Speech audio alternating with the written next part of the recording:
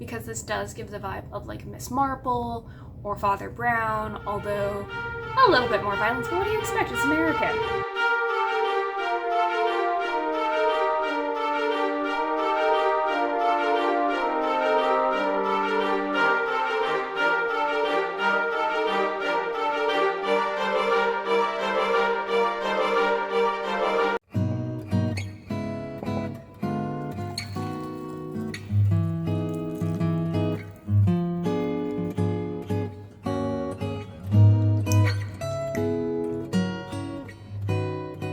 See if I need to add milk and sugar to this. Also, pray for me.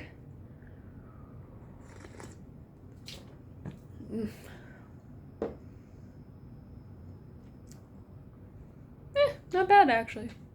Also, I don't think I need the sugar or the milk. If you're wondering why I decided to mix Rumplemints, aka peppermint schnapps, with Earl Grey tea, it is because of the last book I'm reviewing here for Vlogmas, which is actually a series, and all of them are like Christmas inspired, so it works well as kind of the grand finale for book reviews. Cheers. God, the first like whiff of it is rough. Again, you're probably still like, this doesn't make sense. Okay, so the book I'm reviewing, or the book series I'm reviewing, is called The Christmas Tree Farm Mysteries by Jacqueline Frost, aka Julie Ann Lindsay. She writes a lot of these kind of comfy, cozy murder mysteries, which I know is kind of weird, but it's like very cottagey, random civilian solving murders. And so there are 4 books total. The first is The 12 Sleighs of Christmas. The second is 'Twas the Knife Before Christmas. And then the third is Slashing Through the Snow. And the fourth is Stalking Around the Christmas Tree. So I have read the first 3. I recently purchased the 4th book, but I have yet to listen to it. I may actually listen to it while I'm traveling, because these books are a lot easier to listen to while traveling or like out in public, because nothing is spicy. You're not worried if somebody ends up hearing a bit of your headphones that like they're gonna end up accidentally hearing something that they really probably don't want to hear in public. So yeah, this is one that I'd recommend. It's like teen, again, if we're going off of the AO3 kind of mark, because it is a murder mystery. But then again, I started watching things like NCIS, and when I was little, I grew up watching Perry Mason, Father Brown. BBC murder mysteries were like my go-to, which is probably also why I like this a lot, because this does give the vibe of like Miss Marple or Father Brown, although a little bit more violence, but what do you expect? It's American. All these stories do take place in Mistletoe, Maine, and the main character is Holly White, and yes, she acknowledges that her name is kind of silly, but her parents owned a Christmas tree farm, and it's been in the family for generations, and they loved Christmas so much that they decided to name their only child Holly. But there's a lot of kind of fun, kooky characters. Really, the main kooky character is Cookie. Her name is actually Dolores Cutter, but her husband called her Cookie because Cookie Cutter, yeah. And she's kind of like Holly's grandmother, kind of, but or like crazy aunt, but like kind of that fun, living life to the fullest. She at one point won the lottery. She was also a showgirl in Vegas, and she always brings around her goat named Theodore after her late husband. And also note, this is actually like her second husband. In some ways, she kind of reminds me of a friend my mother has back home. And one of the big things is Cookie will have a thermos with her that is mostly peppermint schnapps with a little bit of Earl Grey, so that's why I combined the Earl Grey and peppermint schnapps. It's like, you know what? This one is an easy one to make versus some of the other recipes I've seen from different books, so kudos to that. Also, I could easily get like a small bottle of schnapps instead of having to buy a full bottle. I should kind of give you guys like at least a brief overview of the first book so you can get an idea of what you're getting into. So this is from Julie Ann Lindsay's website. So when Holly White's fiance cancels their Christmas Eve wedding with less than 2 weeks to go, Holly heads home with a broken heart. Lucky for her, home is in historic Mistletoe, Maine, the magical during Christmas time. Exactly what the doctor prescribed. Except her plans to drown her troubles in peppermints and snickerdoodles is upended when the local grouch and president of the Mistletoe Historical Society, Margaret Fenwick, is bludgeoned and left in the sleigh display at Reindeer Games, Holly's family tree farm. When the murder weapon is revealed as one of the wooden stakes to identify trees on the farm, Sheriff Evan Gray turns to Holly's father, Bud, and the Reindeer Games staff. And it doesn't help that Bud and the reindeer keeper were seen arguing with Margaret just before her death. Holly knows her father and is determined to exonerate him. The jingle bells are ringing and the clock is ticking, and if Holly doesn't watch out, she'll end up on Santa's naughty list in the 12 Sleighs of Christmas.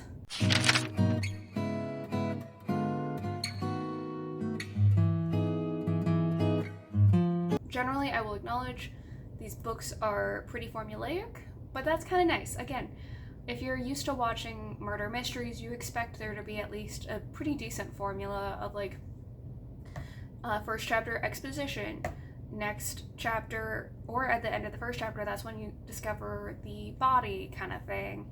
The very end is when everything gets wrapped up. There's like twists and turns, and like you think it's one person until something else happens, and then you think it's another person, like that kind of thing.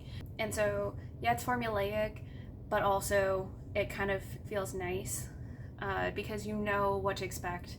That like, okay, at the very end of the first chapter, or maybe the beginning of the second, that's when we're going to discover who got killed and who is the initial suspect. In this book also, we are following through Holly. So she's the one investigating. She's always just like, I'm just an inquisitive person. I can't help it. This is my town. I need to know. Similarly, it's kind of this thing of the murder happens and you're trying to, and there's like somebody who immediately stands out, and it's somebody that she's really close to, and she's determined to prove that they are innocent. Because that's the big thing, is Holly is always just there to try to prove her friend's innocent.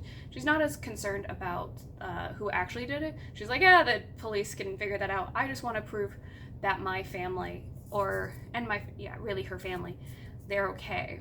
And then as things go on, usually she gets spoilers, she gets threatened multiple times by the murderers in all of these cases, and it becomes a little even more personal, even though she's like, I shouldn't be doing this, but I'm gonna do it anyway.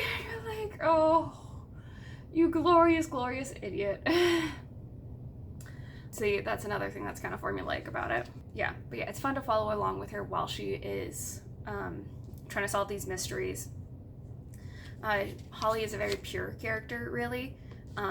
Very innocent in the terms of like trying to look for the best in everybody, even though her town, by this point, because there's 4 books, has had 4 murders in 4 years. And a comment that Evan Gray had made early on is he moved to Mistletoe from Boston because there hadn't been a murder in 40 years until Margaret Fenwick. And then every year since, she's just real bad luck. Evan, the police chief, he's generally pretty good. I will say that, like, I wish he would open up more, because he just keeps himself really closed off, like, on a personal level, and I'm like, dude, like, communicate more. Like, so many things could get solved if you just communicate with Holly better, because, like, you don't tell her things, so she freaks out, and then more horrible things happen. So just, like, talk to her. Cookie, great character, very fun, very kooky. I'd kind of want to be her when I get to be like her age, because she just like lives life to the full. She just does whatever she wants. So like she had won the lottery and she just had all this money. So she goes in to help Carolyn, who is one of Holly's friends, to start her cupcake business, because Carolyn was saving up money and had a whole business plan ready to go for making her own cupcake shop. And Cookie was like, oh, yeah, I'll just go in with you. I mean, what else can I do with this money? I'm in my 80s or 90s. We have no idea how old Cookie is. And speaking of Carolyn, so she is introduced in the first book, and it was a woman that like Holly went to high school with, but didn't really know her that well. She's the daughter of the mayor as well as a doctor, and so she's very socialite. She is like Lana from Mistletoe and Mr. Right, but for a small town versus like Chicago money. And she's great. She plays a really big role in the second book. She's in the third a little bit, and in the first book, that's really when they just start to build up their friendship, because they had not been close friends at the time. Also, I am curious with Mistletoe, what is like the population size of the town? Because it seems like in some ways Holly knows everybody, but then like yeah, I don't think you do, but like why aren't your friends, did all of them leave Maine when like y'all went off to college, or at least leave Mistletoe? I have no idea, because it didn't seem like she had a lot of friends when she immediately moved back to Mistletoe after her ex-fiance was like, you're too high strung. And it's like, yeah, she was high strung because she was planning a freaking wedding. Also, with Reindeer Games, I do really like the setting of it, because the 12 days of Christmas beforehand, even though theoretically the 12 days of Christmas are the days after Christmas, up until like January 6th, which is Epiphany, they have all these different activities for tourists to come in and do, because a lot of people will come to Mistletoe, Maine, because it's so quaint and Christmassy, like something out of a Hallmark movie, and they play up in it. So like they know that this is their big like business time of the year. Well, they have at the farm at Reindeer Games these different events the 12 days, and so as like Holly is trying to figure out how to prove her family's innocence or her friend's innocence, she is also having to help out at the farm, where there it be bingo, which is always really funny because Ray, who's a different character, when he's there, he ends up like always just stealing all the peppermints, or it's the snowball down a hill. That one shows up a couple of times. There's a lot of different fun games that get interspersed with it, and it's a great way to have either exposition or build up to kind of the main event of like, I want to get into spoilers now, like proper spoilers. So an example for the second book actually is they have a night where they allow, they have like sleigh rides, and that is when the murderer decides to like spook the horses to try to stop Holly, and effectively actually try to get her killed, because it was like right next to a lake and the horse veered off and they got stuck on the water, and like the lake was frozen but not frozen like through kind of thing. So it plays well in that kind of like, okay, you either get that scenario or you end up meeting people who explain like, oh yeah, we're from New Orleans, and these gumdrops are all over the place, which, my god, the third book, the points on that one, like it was all over the place, and it was just like Holly herself was confused, which I did appreciate. She was confused on how things escalated so quickly, and I'm like, there's so many hanging pieces. It's almost like she had all these different ideas while writing, couldn't figure out a good one, so she, not retconning it, but just kind of like hand waved it away and being like, oh, this is what was going on. I was like, this is a little much.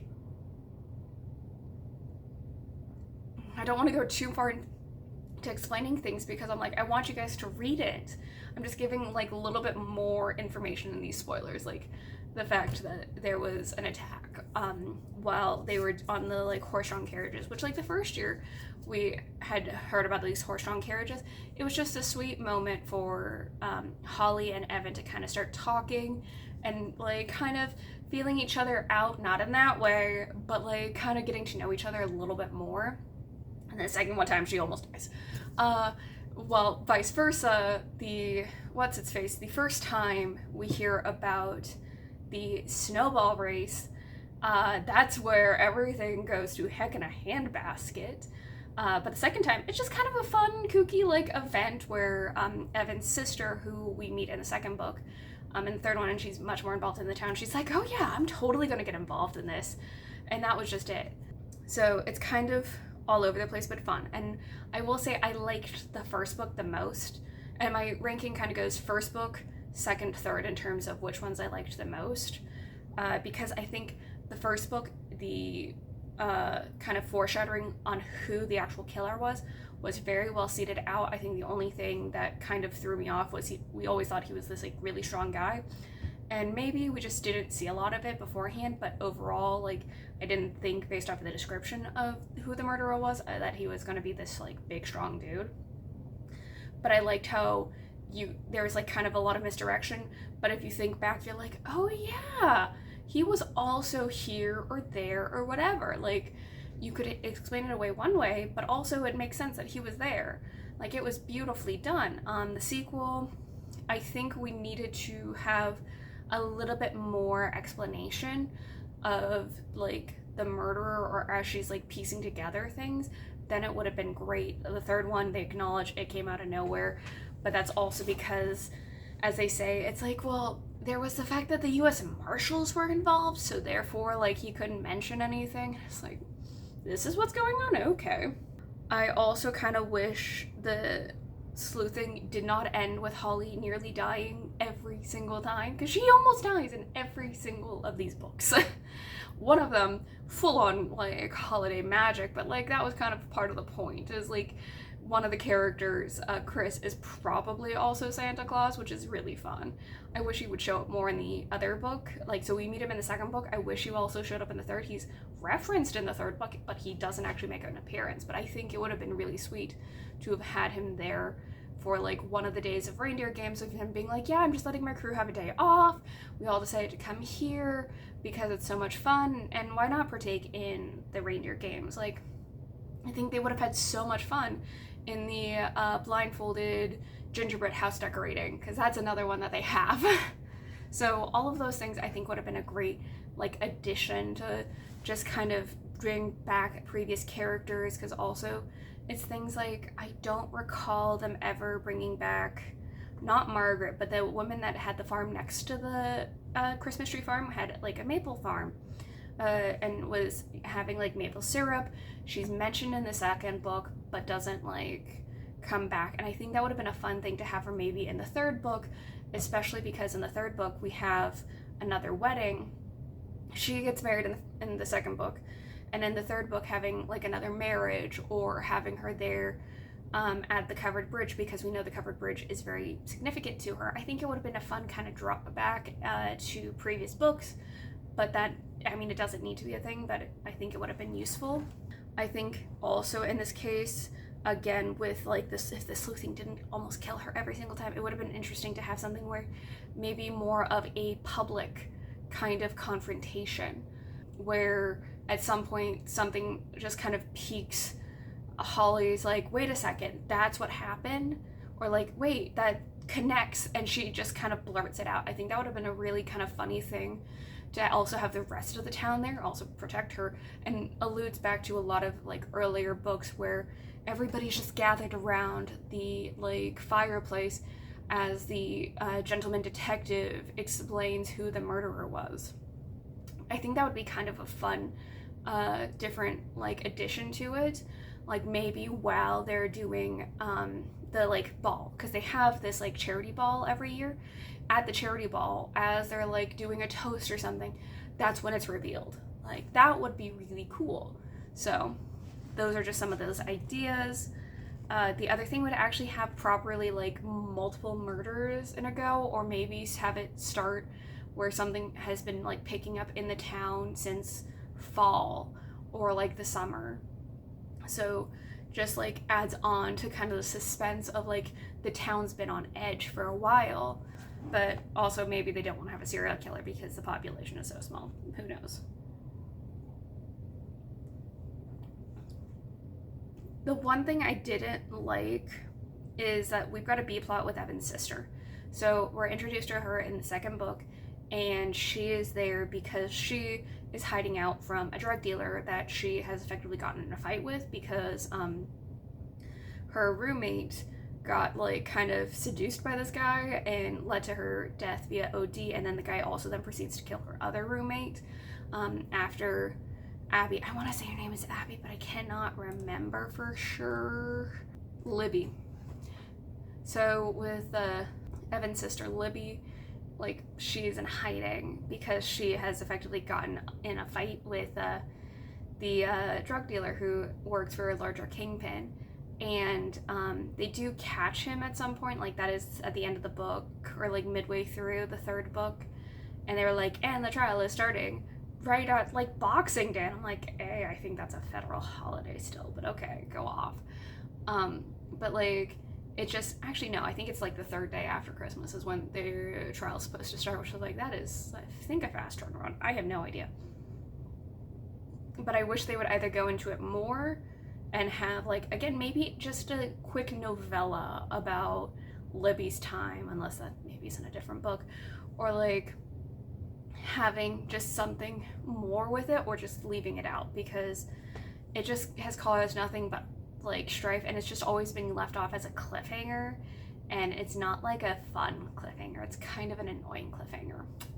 So that's just kind of my thoughts. Overall, though, I enjoyed it. I always enjoy kind of a cottage murder. Again, I grew up watching murder mysteries, so it's right up my alley. It's also the right level of a thriller. It's not like my heart rate is going absolutely crazy. I'm anxious. I'm just like, ooh, I'm curious. I want to find out what's going to happen next. I appreciate that, and it's okay to listen to in public, because like I try to listen to Merry Little Meet Cute. It's a great book, but I can't listen to it in public, or else I'm worried that they are going to hear everything that's going on. I'm like, ooh, nope. Again, 4 out of 5. I'm just keeping all of these, I guess, at 4 out of 5s because they are like fun. I think maybe I would put that one as like a 4. The first one is a 4.5. The middle one is a 4, and like the third one as like a 3.5. Because yeah, I didn't care as much for what the actual like conclusion was for it. So ranking wise, it's a T for teens.